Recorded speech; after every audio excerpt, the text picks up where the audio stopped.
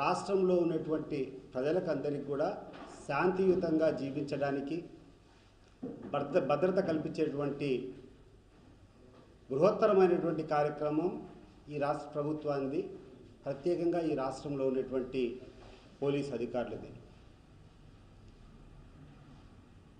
కానీ ఇటీవల చూసినట్టయితే ఈ కూటమి ప్రభుత్వం వచ్చినప్పటి నుంచి చూస్తే సామాన్య ప్రజల గురించి పక్కన పెట్టండి, చిన్న చిన్న కార్యకర్తల గురించి పక్కన పెట్టండి. గతంలో శాసనసభకు అనేక పర్యాయాలు ఎన్నికైనటువంటి వ్యక్తుల ఇళ్లపైన, గతంలో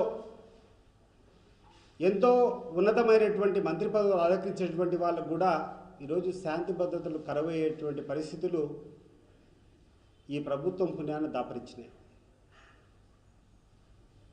ప్రజాస్వామ్యంలో ఎక్కడ కూడా హింసకు తావు లేదు అనేటువంటి విషయం ప్రతి ఒక్కరం కూడా గుర్తుపెట్టుకోవాలి. నిన్న మొన్న జరిగినటువంటి సంఘటనను ఒక్కసారి మనం పరిశీలిస్తే తిరుపతి లడ్డులో కలుషితమైపోయింది, దాంట్లో ఏదేదో కొవ్వు పదార్థాలు కలిపాయని చెప్పేటి ఒక అవాస్తవమైనటువంటి ఒక పెద్ద ఫ్లెక్సీ గుంటూరు నగరంలో జగన్మోహన్ రెడ్డి గారిని ఆపాదిస్తూ, భూమన కరుణాకర్ రెడ్డి గారిని ఆపాదిస్తూ, అదే రకంగా వైవి సుబ్బారెడ్డి గారిని ఆపాదిస్తూ పెద్ద ఫోటోలు వేసి తిరుమల లడ్డు కలుషితమైన దానికి వీళ్ళు ప్రధాన కారకులు అనే రకంగా ఒక హోర్డింగ్ ఆడ వెలిసింది. ఇటీవల చూసాం, సుప్రీంకోర్టు ఇచ్చినటువంటి డైరెక్షన్ ప్రకారం సిట్ అనేటువంటి ఒక స్పెషల్ ఇన్వెస్టిగేటింగ్ టీంను దీని మీద దర్యాప్తు చేసి వాళ్ళు నివేదిక ఇస్తే, ఆ నివేదికలో ఎటువంటి జంతు కొవ్వు కూడా ఈ యొక్క లడ్డులో కలుషితం చేయలేదు అనేటువంటి క్లియర్ రిపోర్ట్ ఆ స్పెషల్ ఇన్వెస్టిగేటింగ్ టీం వాళ్ళ యొక్క నిర్ధారణ ఇచ్చారు. అంత స్పష్టంగా సుప్రీంకోర్టు ఆజ్ఞాపించినటువంటి ఇన్వెస్టిగేటింగ్ టీం ఇచ్చిన తర్వాత ఈ ప్రభుత్వం వీళ్ళకు ఉన్నటువంటి చేతగానితనం వల్ల, వీళ్ళకు ఉన్నటువంటి చేతగాని వైఫల్యాలన్నిటి కూడా ప్రజలు ప్రశ్నించకూడదని చెప్పి ఒక కొత్త రకమైనటువంటి దాడి అపోజిషన్ మీద చేస్తూ ఉంది.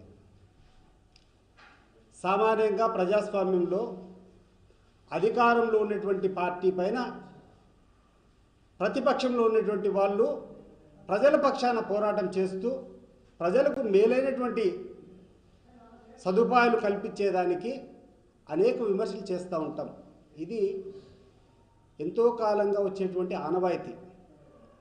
ఈరోజు ఈ ప్రభుత్వం అనేది, ప్రభుత్వంకి ఎంత బాధ్యత ఉందో, ప్రభుత్వంలో ఉన్నటువంటి పెద్దలకు వాళ్ళకు ఒక చెక్ పెట్టేదానికోసమే ఈరోజు ఈ అపోజిషన్ పార్టీ ఉంది.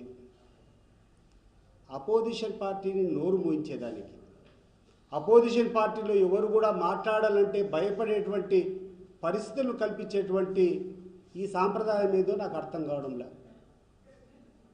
అనేక హామీలు ఇచ్చారు, అనేక వైఫల్యాలు మీరు పొందుతున్నారు. తిరుమల లడ్డు మీద మీరు లేనిపోని అబద్ధాలన్నీ, ప్రచారాలన్నీ చేశారు. అత్యధికంగా ఉన్నటువంటి హిందువులందరి మనోభావాలు దెబ్బతినే రకంగా ఆ యొక్క ప్రసాదం మీద లేనిపోని అవాకులు చెవాకులు అంతా మీరు మాట్లాడినారు. ఈరోజు సుప్రీంకోర్టు వేసినటువంటి ఇన్వెస్టిగేటింగ్ టీం, ఇది ఎవరో వైఎస్ఆర్ కాంగ్రెస్ పార్టీ చేసిందో లేకుండా ఉంటే మామూలు వ్యక్తి చేసింది కాదు. సుప్రీంకోర్టు ఆదేశిస్తే వచ్చినటువంటి స్పెషల్ ఇన్వెస్టిగేటింగ్ టీము దీని మీద అంతా పరిశీలించి ఎక్కడ కూడా ఒక జంతువు యొక్క కొవ్వు దీనిలో కలవలేదు అని నిర్ధారంగా వాళ్ళు రిపోర్ట్ ఇచ్చిన తర్వాత మీరు చేసేటువంటి వైఫల్యాలు, మీరు చేసేటువంటి తప్పుడు ప్రచారాలకు భిన్నంగా ఇది ఉంది కాబట్టి, ప్రజల్లో మీరు చులకలు అవుతున్నారు కాబట్టి, ప్రజల్లో ఈరోజు ఎక్కడ చూసినా ఒకటే వాదన, ఇంత అసత్యానికి, ఇంత ఘోరమైనటువంటి నీచమైనటువంటి ప్రచారానికి ముఖ్యమంత్రిలో ఉన్నటువంటి స్థాయిలో ఉన్నటువంటి వ్యక్తి దిగజారచ్చా? ఇది ఇది ప్రజల యొక్క సందేహం. మరి దాన్ని నివారించకుండా ఈరోజు మీ యొక్క కార్యకర్తలతో, తెలుగుదేశం పార్టీ కార్యకర్తలతో మీరే దాడికి ముందొచ్చారు. మీకు సంబంధించినటువంటి ఒక మహిళ, చాలా క్లిప్పింగ్స్ ఉన్నాయి, సోషల్ మీడియాలో ఎక్కడ చూసినా కూడా వైరల్ అవుతున్నాయి. గుంటూరు జిల్లాకు సంబంధించి ఒక గ్రంథాలయ సంస్థ అధ్యక్షురాలుగా ఉన్నటువంటి వ్యక్తి నీచంగా ఎంత ఘోరంగా మాట్లాడిందో అందరం కూడా చూశాం. ఆమె చేస్తే తప్పు లేదు, ఆమె మీద ఎటువంటి చర్య లేదు. కానీ ఆమె అన్నదానికి రిటాలియేషన్గా ఆవేశంతో అంబటి రాంబాబు చెప్తే మాత్రం తప్పైపోతుంది. ఆయన ఇంటి మీదకి దాడి చేస్తారు. నేను అడుగుతున్నాను ఈ ప్రభుత్వాన్ని, ఈ ప్రభుత్వంలో ఉన్నటువంటి పెద్దలను, ఈ ప్రభుత్వంలో ఉన్నటువంటి ముఖ్యమంత్రిని, ఈ ప్రభుత్వాన్ని వెనక నుంచి నడిపిస్తున్నటువంటి లోకేష్ గారిని, పవన్ కళ్యాణ్ గారిని అడుగుతున్నాం. ఏమయ్యా మీరు ప్రజలకు ఇచ్చేటువంటి రక్షణ ఇదేనా?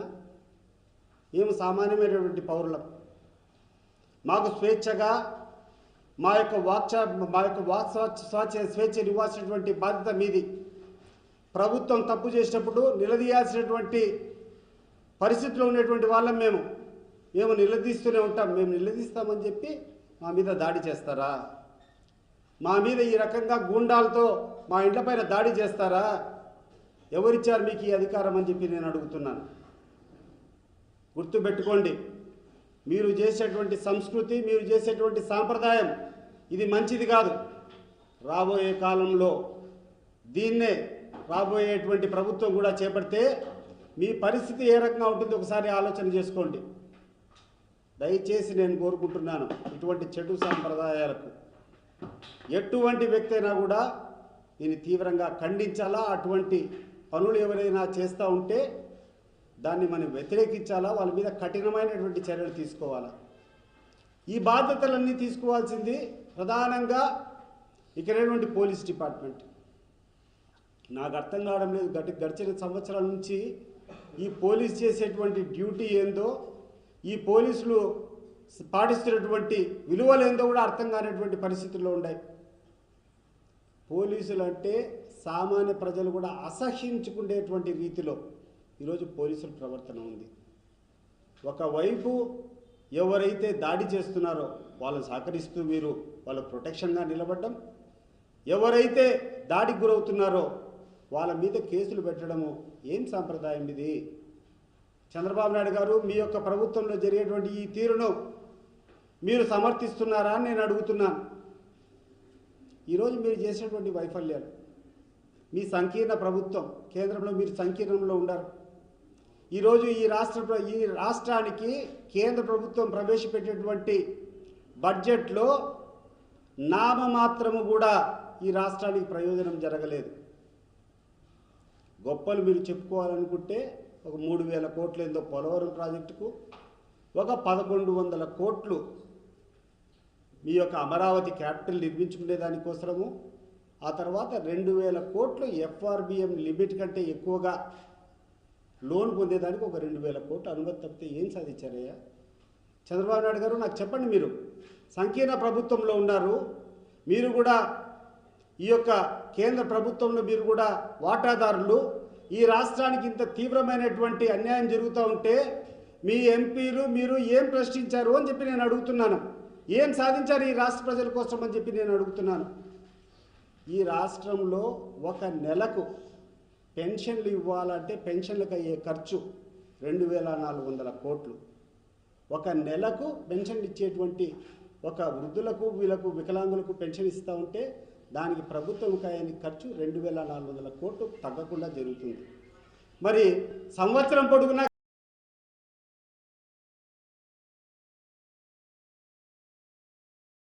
కేంద్రం నుంచి మీరు సాధించింది ఏంటంటే 3,000 కోట్లు పోలవరంకు, 1,100 కోట్లు క్యాపిటల్కు, 2,000 కోట్లు ఎఫ్ఆర్బిఎం లిమిట్ కంటే ఎక్కువగా లోన్ పొందేటువంటి పరిస్థితి. ఇంత ఘోరమైనటువంటి వైఫల్యాన్ని మీరు చెంది మీరు మీ నోటితో మాట్లాడేటువంటి హామీలన్నింటినీ తుంగలో తొక్కి మిమ్మల్ని నిలదీయకుండా ఎట్లుంటామండి మేము? నాకు అర్థం కావడంలా. మీరు చేసే వైఫల్యాలు మేము మాట్లాడకుండా ఎట్లుంటాం చెప్పండి. మీ నోటితో మీరు మాట్లాడేటువంటి కనీసం హామీలు అమలు చేయాల్సినటువంటి బాధ్యత మీ మీద లేదా? మీరు మాట్లాడేటువంటి గొప్పలన్నీ ఈరోజు అమలు చేయాల్సినటువంటి బాధ్యత మీ మీద లేదా?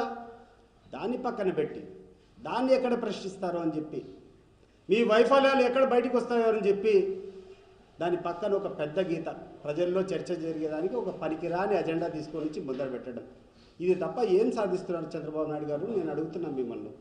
మీ అనుభవం ఇదేనా? మీకు మీకు ఇక్కడటువంటి ప్రజలందరూ అధికారం ఇచ్చింది దీనికోసమేనా?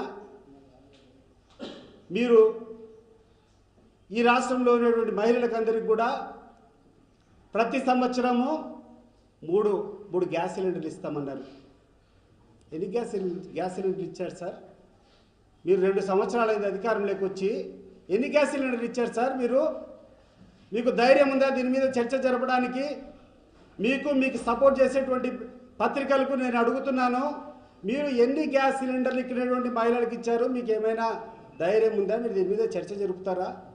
మరి మీ హామీ అమలు కాలేదానికి మీరు సిగ్గుతో తలదించుకోవాలన్నా, లేకుండా అంటే మీరు చేసేటువంటి తప్పుడు ప్రచారంను మేము తిప్పికొడితే తప్ప? ఈ రాష్ట్రంలో ఉన్నటువంటి నిరుద్యోగులకు అందరికీ కూడా నిరుద్యోగ వృత్తి ఇస్తామని చెప్పారు.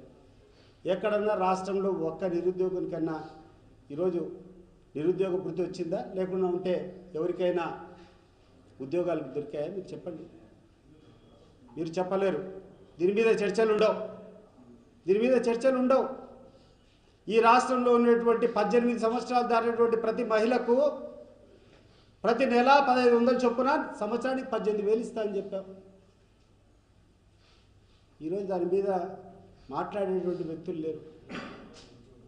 ఏ హామీ మీరు ఇచ్చినటువంటి 143 హామీలు, మీ యొక్క మేనిఫెస్టోలో ఇచ్చినటువంటి 143 హామీల్లో మీరు ఎన్ని అమలు చేసినారు? దీన్ని చర్చించడానికి మీరు సిద్ధంగా ఉండారా అని చెప్పి ఈ ప్రభుత్వంలో ఉన్నటువంటి పెద్దలు నేను ఈరోజు అడుగుతున్నాను. మీ వైఫల్యాలు కప్పిపుచ్చుకునేదానికి ఇంత నీచమైనటువంటి చర్చకు దిగాల్సినటువంటి అవసరం ఉందా? లేకుంటే ఇవన్నీ పక్కదోవ పెట్టి ఈ రకమైనటువంటి దుష్ప్రచారం ప్రతిపక్షం మీద చేస్తే ప్రజలు హర్షిస్తారని చెప్పి మీరు అనుకుంటున్నారా చంద్రబాబు నాయుడు గారు? నెవర్ గుర్తుపెట్టుకోండి. ఈరోజు మీరు చేసేటువంటి ఈ కార్యక్రమాలు, మీరు ఏదైతే వైఎస్ఆర్ కాంగ్రెస్ పార్టీ నాయకులపైన దాడి చేస్తున్నారో ఇది మీకు కాలనాగై కాటేస్తుంది. గుర్తుపెట్టుకోండి. మీరు తప్పించుకొని పోలేరు. ప్రజలేం అమాయకులు కాదు. ప్రజలు మీకు అధికారం ఇచ్చారంటే ఒకటి, మీరు చెప్పినటువంటి వాగ్దానాలన్నీ అమలు చేస్తారనేటువంటి నమ్మకం ఒకటి, మీరు గత ప్రభుత్వం కంటే మెరుగైనటువంటి శాంతి భద్రతలు మీరు కల్పిస్తారనేటువంటి ఆశతో మీకు ఈరోజు అధికారం ఇస్తే ఇంత నీచమైనటువంటి చర్యలు చేస్తారా? నేను అడుగుతున్నాను, మీకు సుప్రీంకోర్టు వేసినటువంటి ఇన్వెస్టిగేటింగ్ టీంలో అంత క్లియర్గా వచ్చిన తర్వాత క్షమాపణ చెప్పాల్సింది పోయి ముఖ్యమంత్రి స్థాయిలో ఉన్నటువంటి మీరు కూర్చొని మళ్ళా దాన్ని తప్పుదో పెట్టించేటువంటి ప్రయత్నం కరెక్టా చంద్రబాబు నాయుడు గారు? మీకు ఒకటి సూటిగా మీకు ఒక ఛాలెంజ్ చేస్తున్నాను. మా నాయకుడు జగన్మోహన్ రెడ్డి గారు కానీ, మా పార్టీ నాయకులు కానీ తిరుపతి లడ్డును కలుషితం చేయాలని కానీ, తిరుపతి లడ్డులో ఏమైనా అపకీర్తి తేవాలని ప్రయత్నం చేసినట్టే మేమందరం కూడా సర్వనాశనం అయిపోతాము. ఇది మా యొక్క శాపం మాకే పెట్టుకుంటున్నాం. తిరుపతి లడ్డును అపవిత్రం చేసేటువంటి కార్యక్రమాలు కానీ, కల్తీ చేయాలనేటువంటి ఆలోచన మా నాయకునికి కానీ, మా పార్టీ నాయకులకు ఎవరికైనా ఉంటే మేమందరం కూడా సర్వనాశనం అయిపోతాం. మాకు మేకా పెట్టుకునేటువంటి శాపం. కానీ గుర్తుపెట్టుకోండి, మీరు తప్పుడు ప్రచారాల కోసం కేవలం రాజకీయాల్లో మీ చేతగాని వైఫల్యాలను కప్పిపుచ్చుకునేదానికి ప్రజలకు తప్పుదోవ పట్టిస్తూ ఆ యొక్క లడ్డు మీద దుష్ప్రచారం చేసేటట్లయితే ఆ శాపం మీకు తగులుకుంటుంది. మీరు మీ కుటుంబాలు కూడా సర్వనాశనం అవుతారని చెప్పి ఈ సందర్భంగా మీ అందరికీ గుర్తు చేస్తున్నాను. గుర్తుపెట్టుకో. వెంకటేశ్వర స్వామి చాలా పవర్ఫుల్ గాడ్. నువ్వు చెప్తా ఉంటావు అది నీ ఇంటి దేవుడని. ఆ ఇంటి దేవుడే నీకు వచ్చి నిన్ను నీ కుటుంబాన్ని శిక్షిస్తాడు. నువ్వు తప్పించుకోలేవు ఆయన శిక్ష. ఇక్కడ భూమి మీద ఎవరైనా వేయలేరేమో కానీ తప్పకుండా ఆ భగవంతుని యొక్క ఆగ్రహం నువ్వు తప్పు చేసింటే నీకు తగులుకుంటుంది. గుర్తుపెట్టుకో. అదే మేము అపవిత్రం చేసేట్టు మా నాయకుడు కానీ మేము చేస్తుంటే మేమందరం కూడా సర్వనాశనం అవుతాం. దీనికి మేము సిద్ధం. మీరు సిద్ధమా? మీరు దానికి సవాల్ను స్వీకరిస్తారా? చంద్రబాబు నాయుడు గారు రండి, మనం ప్రమాణం చేద్దాం, తిరుపతికి పోయి ప్రమాణం చేద్దాం. ఆ లడ్డు మీద మా పార్టీ నాయకులు కానీ మేము కానీ ఎటువంటి కలుషితం చేయాలనే ప్రయత్నం చేస్తే మేము సర్వనాశనం అవుతాం. మేము రెడీ. కానీ ఆ లడ్డులో ఎటువంటి కలుషితం జరగకపోయినా కూడా దాన్ని రాజకీయంగా మీరు వాడుకొని ప్రజల మనోభావాలు, ముఖ్యంగా హిందువుల మనోభావాలు దెబ్బతీసేటువంటి దానికి మీరు కారకులైతే మాత్రం మీరు 100కి 100 పాళ్ళు శిక్షకు అర్హులవుతారని చెప్పి నేను సందర్భంగా చెప్తున్నాను. ఈరోజు ఈ రాయలసీమ ప్రాంతంలో ఎండలు ఎక్కువ వచ్చి కృష్ణా నదిలో ప్రవాహం తగ్గినప్పుడు గడిచిన 6-7 సంవత్సరాల నుంచి ఆ దుస్థితి రాలే. కానీ 100 సంవత్సరాల్లో కనీసం 30-40 సంవత్సరాలన్నా కూడా కృష్ణా నదిలో నీటిపారుదల తక్కువ ఉంటుంది, నీటి ఫ్లో తక్కువ ఉంటుంది. ఆ సందర్భంలో ఈ రాష్ట్రాన్ని కాపాడుకోవాలా, ఈ ప్రాంతాన్ని కాపాడుకోవాలా అంటే ఈ రాష్ట్రంలో ఉన్నటువంటి ప్రధానంగా రాయలసీమకు రావాల్సినటువంటి నీటి ఆధారం అంతా కూడా పోతిరెడ్డిపాడు. ఆ మహనీయుడు రాజశేఖర రెడ్డి గారు ఆయన పుణ్యమంటూ ఎక్కడో 10,000 క్యూసెక్ సామర్థ్యం ఉన్నటువంటి పోతిరెడ్డిపాడును 44,000 క్యూసెక్ల సామర్థ్యం వచ్చేటట్టు చేశాడు. కానీ 841 అడుగులో డ్రా చేసుకునే దానికి అవకాశం ఉంటుంది. పూర్తి కెపాసిటీ నీకు 44,000 క్యూసెక్లు ఆ పోతిరెడ్డిపాడు నుంచి డ్రా చేయాలంటే 880 అడుగుల నీటి మట్టం మెయింటైన్ అయితేనే 44,000 వస్తుంది. ఇది ఇక్కడటువంటి ప్రతి ఒక్క ఇంజనీర్కు తెలుసు, ఇక్కడటువంటి రైతులకు కూడా ఈరోజు ఈ పరిజ్ఞానం ఉంది. కానీ ఏ రోజైతే 880 అడుగుల నుంచి తక్కువ వస్తే నీళ్లు తగ్గుతూ వస్తాయి రాయలసీమకు. 840 అడుగుల కంటే కింద నీటి మట్టం తగ్గిపోతే ఒక డ్రాప్ ఆఫ్ వాటర్ కూడా రాయలసీమకు వచ్చేదానికి అవకాశం లేదు. అదే పక్కన ఉన్నటువంటి రాష్ట్రము అనేక నీటి పథకాలు వాళ్ళ రాష్ట్రానికి కావాల్సినటువంటి తెలంగాణ ప్రాంతానికి కావాల్సినటువంటి ప్రాజెక్ట్ అన్నీ కూడా 800 అడుగుల నీటి మట్టంలో. ఈరోజు పాలమూరు రంగారెడ్డి కానీ, ఈరోజు దిండి కానీ, ఈరోజు కల్వకుర్తి ఎత్తిపోతలు కానీ ఇవన్నీ 800 అడుగుల లెవెల్లో కూర్చొని రోజుకు 6 టీఎంసీల నీళ్లు ఈ యొక్క కృష్ణా ప్రవాహంలో నుంచి ఎత్తిపోసుకునేదానికి వాళ్ళకి అవకాశం కల్పించుకున్నారు. రాయలసీమ ఎత్తిపోతల పథకం పూర్తి కాకుండా ఉంటే నీటి లభ్యత తక్కువైనప్పుడు, కృష్ణానదిలో తక్కువ నీళ్ళు వచ్చినప్పుడు ఏ రకంగా రాయలసీమను కాపాడుకుంటామో మీరు చెప్పేటువంటి పరిస్థితిలో మీరు లేరు. పైపెచ్చు మేము మాట్లాడేటువంటి విషయం కాదు. పక్కన ఉన్నటువంటి రాష్ట్ర ముఖ్యమంత్రి అసెంబ్లీ సాక్షిగా అసెంబ్లీలో కూర్చొని చంద్రబాబు నాయుడు గారితో నేను ఇండోర్ మీటింగ్లో కూర్చొని ఆయన్ను నచ్చజెప్పుకొని ప్రాజెక్టులన్నీ ఆపేశాను అని చెప్పాడు. దీనికి నువ్వు వివరణ ఇవ్వాల్సింది పోయి నువ్వు చేసేటువంటి వైఫల్యాలు లేదు, నేను ఇట్లా చెప్పలేదని ఎప్పుడన్నా చెప్పావా? నేను ఇట్లా చేయలేదని చెప్పావా? చేయడంలే. దానికి సమాధానం లేదు.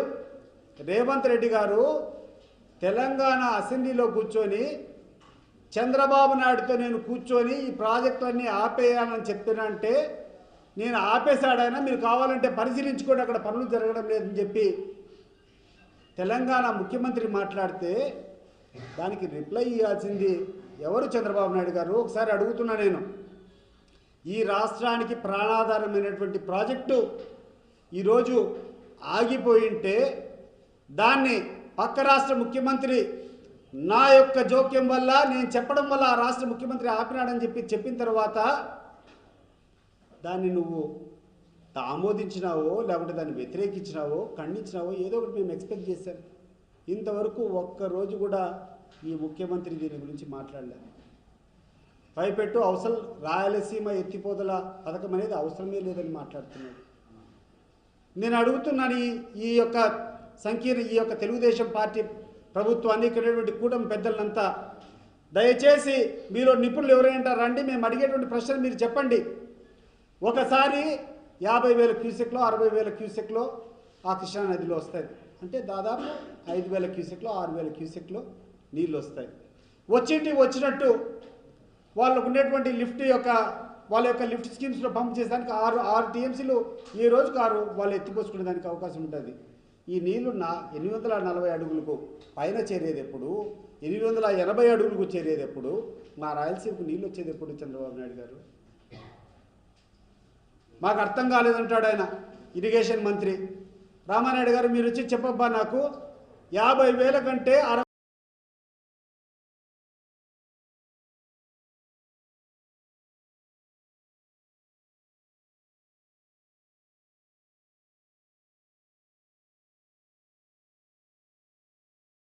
60,000 కంటే నీటి ప్రవాహం ఎన్ని సంవత్సరాలు తగ్గలేదు, ఒకసారి కృష్ణా నదిలో నాకు చెప్పు అంటే ఒక 50,000 60,000 క్యూసెక్ జూరాల కింద నుంచి శ్రీశైలంకి వస్తూ ఉంటే ఆ 50,000 60,000 క్యూసెక్లు కూడా యాజ్ ఇట్ ఈస్ ఒక డ్రాప్ కూడా వదలకుండా తెలంగాణ ప్రాంతానికి తీసుకొని పోతే రాయలసీమ ప్రాంతం ఏం కావాలా? దీని గురించి దృష్టి సారించేటువంటి పరిస్థితి లేదు. ఈ రాష్ట్ర ప్రభుత్వాన్ని పాలించేటువంటి నాయకులకు చెప్తున్నాను, దయచేసి ప్రజా సమస్యల పైన మీ యొక్క కాన్సన్ట్రేషన్ పెట్టండి. మీ యొక్క చూపు ప్రజలకు మీరు ఇచ్చినటువంటి హామీలను అమలు చేసేదానికి పెట్టండి. అంతే తప్పితే ప్రజాస్వామ్యంలో మాలాంటి వాళ్ళ మీద దాడి చేస్తే ఏమొస్తుందా నీకు? ప్రజలు ఏమన్నా ఎర్రోలు అనుకుంటాండవా? ఈరోజు నువ్వు చేసేటువంటి దౌర్జన్యాలు, నీ దౌర్జన్యాన్ని సమర్థించేటువంటి పోలీసులు ఉన్నారని చెప్పి 4 రోజులు ఏమైనా గమనం ఉండొచ్చేమో, కానీ ఎలక్షన్స్ వచ్చిన రోజు మిమ్మల్ని వెంటబడి కొడతారు, గుర్తుపెట్టుకో. ఏమన్నా తమాషా అనుకుంటున్నారా, లేకుంటే ఆషామాషి అనుకుంటున్నారా? ఎవరండి ఈ పోలీసులంతా? దేనికోసం ఉన్నారండి మీరంతా? మా మీద దాడి చేస్తూ ఉంటే ఒక పార్టీ కార్యకర్తలను వాళ్ళు ప్రొటెక్షన్ ఇచ్చి మా మీద దాడి చేయించేటువంటి పరిస్థితులు నెలకొల్పుతారా మీరు? ఇది మంచి పద్ధతులు కాదు. డీజీపీ గారి దగ్గర నుంచి, ఐజీ దగ్గర నుంచి, ఎస్పీల దగ్గర నుంచి మీ అందరికీ చెప్తున్నాను, ఏది మీ డ్యూటీ? ఎక్కడైతే అన్యాయం జరుగుతుందో అన్యాయం చేసేటువంటి వాళ్ళను, అక్రమాలు చేసేటువంటి వాళ్ళ మీద ఉక్కుపాదం మోపాల. సోషల్ మీడియాలో పోస్టులు పెడితే అర్ధరాత్రులు వచ్చి వాళ్ళు కూర్చొని పికప్ చేసుకొని తప్పుడు కేసులు పెడతారు. ఎవరైనా ప్రభుత్వానికి వ్యతిరేకంగా మాట్లాడితే వాళ్ళని తీసుకొని వచ్చి కేసుల్లో పెట్టేటువంటి పరిస్థితులు ఉంటాయి. కానీ పట్టపగలు కూర్చొని మీ పోలీసుల సమక్షంలో మా నాయకుల ఎన్న మీద దాడి చేస్తే మీరు పట్టించుకోరా? పైపెచ్చు మళ్ళీ మా మీదనే నిందల్లో మోపుతారా? మీకొక న్యాయం, మాకొక న్యాయం ఉంటుందా? మరి మీ గుంటూరు జిల్లా మహిళా నాయకురాలు ఆమె గ్రంథాలయ సంస్థ చైర్మన్ ఎవరుందో ఏం చర్య తీసుకున్నారు? ఆమె రెచ్చగొట్టబట్టే కదా ఆ రోజు అంబటి రాంబాబు గారు సమన్వయాన్ని కోల్పోయారు. మరి ఆయన ఆ రకంగా మాట్లాడేటువంటి హక్కు వాళ్ళకి ఎవరిచ్చారు? ఆ రకమైనటువంటి తప్పుడు ఫ్లెక్సీ ముద్రించి అక్కడ పెట్టేటువంటి హక్కు మీరు ఎవరిచ్చారు?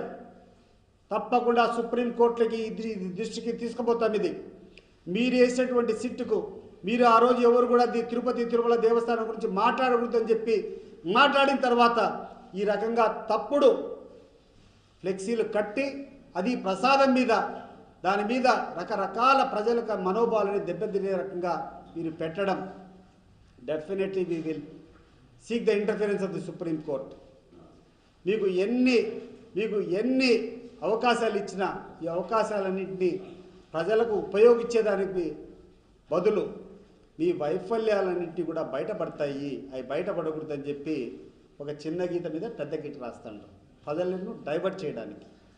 ఎన్ని రోజులు సాగుతాయి మీ డైవర్షన్ పాలిటిక్స్? అది చీప్ పాలిటిక్స్.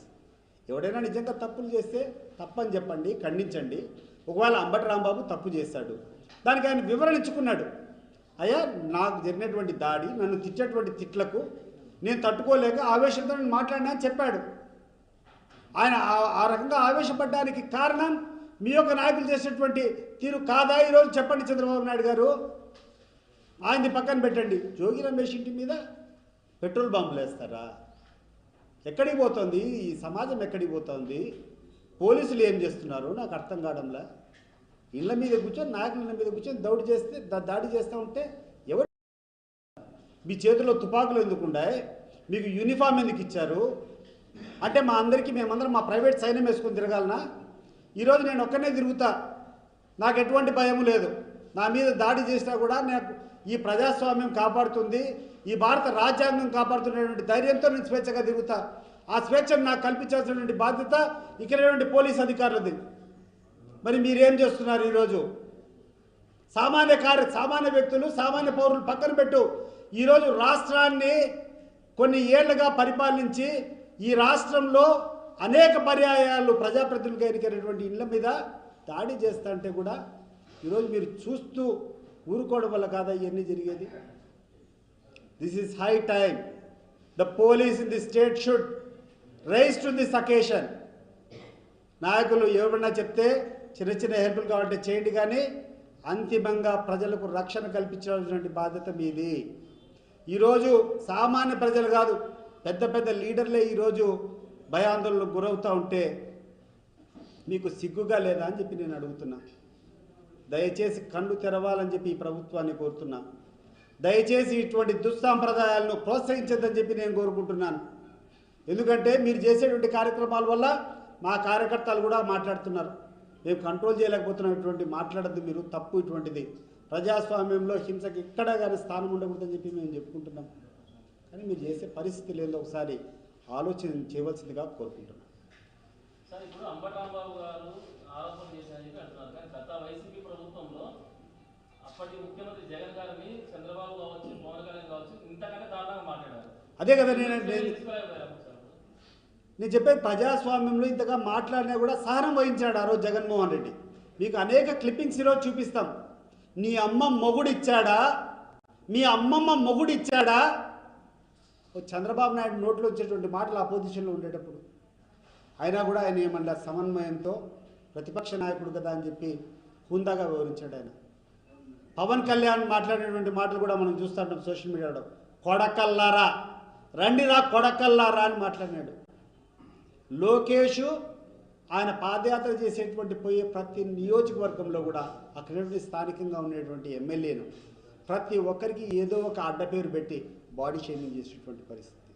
ఇవన్నీ వాస్తవాలు కదా? ఇవన్నీ సోషల్ మీడియాలో లేవా? పబ్లిక్ డొమైన్లో లేవా? ఇవన్నీ ఉన్నాయి కదా. మరి మీరు మాట్లాడారు కదా ఆ రోజు, మీరు మాట్లాడారు కదా. మీరు మాట్లాడి మీ ఇళ్ళ మీదకి వచ్చి దాడి చేయలేమా? మీరు చేసినప్పుడు మేము ప్రోత్సహించామా అని చెప్పి నేను అడుగుతున్నా. ఇది చాలా అన్యాయము, అక్రమైనటువంటి చేతగాని వెధవల యొక్క మాత్రమే ఇది సాధ్యమవుతుంది. ఈరోజు అనేక హామీలు వాళ్ళు ఇచ్చారు, అనేక ఇబ్బందులు ప్రజలకు ఉన్నాయి. ఇబ్బందులను సాల్వ్ చేయాలా? ఈరోజు కేంద్ర ప్రభుత్వంలో మీ సంకీర్ణ ప్రభుత్వం ఉండేటప్పుడు అనేక నిధులు ఈ రాష్ట్రానికి అధికంగా తీసుకొని రావాలా? ఘోరమైనటువంటి వైఫల్యం.